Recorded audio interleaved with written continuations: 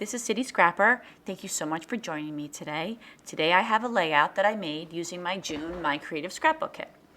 So I start by selecting one of the papers. It's from the 49 and Market Vintage Artistry Collection, and I put a coat of clear gesso over it.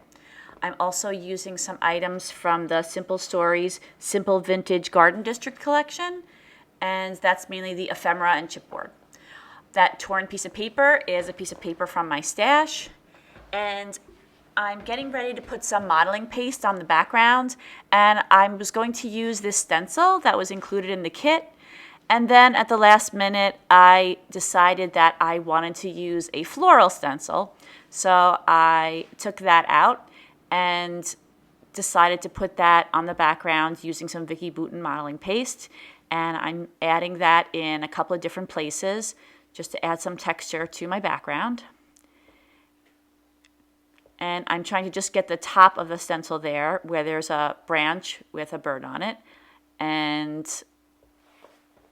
then I put the modeling paste down in a third cluster.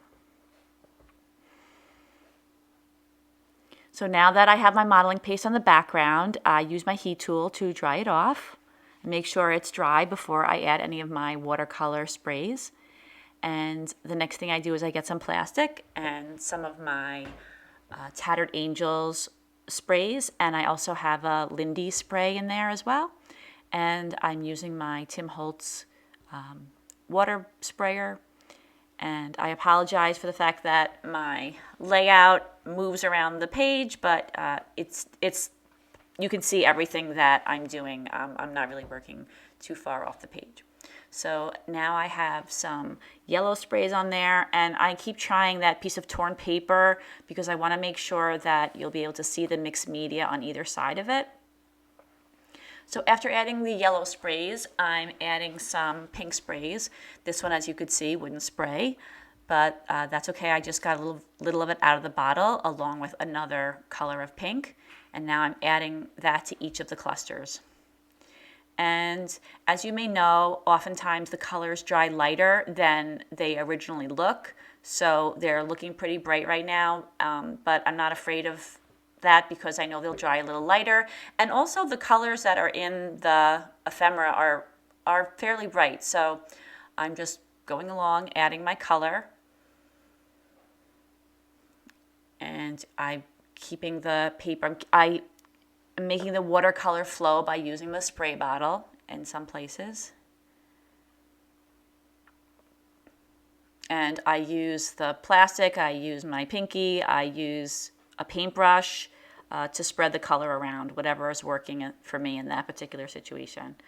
So now the last color I'm going to add is a peachy orangey color.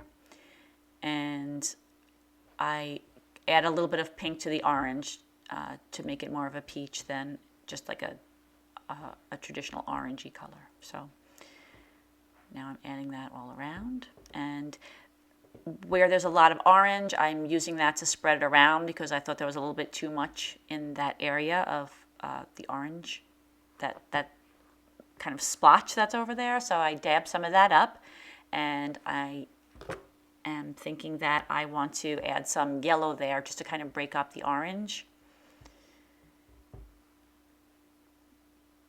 And now that I have all the colors down, I'm just going to dry my layout with my heat tool. I'm also adding a little bit more yellow to that upper cluster. Now that that's dry, I'm spraying it or sprinkling it with some water droplets and using it to lift off some of the color. This works much better, I find, when I use white gesso in the background rather than the clear gesso. But that wasn't too successful with getting the color to lift up, so I put some white splatters on there, and I did that off camera. So now I'm attaching everything down. I added some coral-colored dotted cardstock to that striped paper just to make that middle strip stand out. And now I'm adding some foam to the back of my photo to pop up the photo. And that is a photo of my daughter on the day she graduated from college. After the ceremony, we went to a restaurant and took some pictures. So now I'm positioning the photo using my ATG gun and moving that strip over a little bit. And now I'm going to be embellishing the page using all of the beautiful embellishments that came with that Simple Stories collection. And I found a title in the chipboard sheet that came with the kit. And there's a lot of other ephemera, these beautiful bright flowers and leaves. And I'm just finding places for a bunch of the different pieces of ephemera.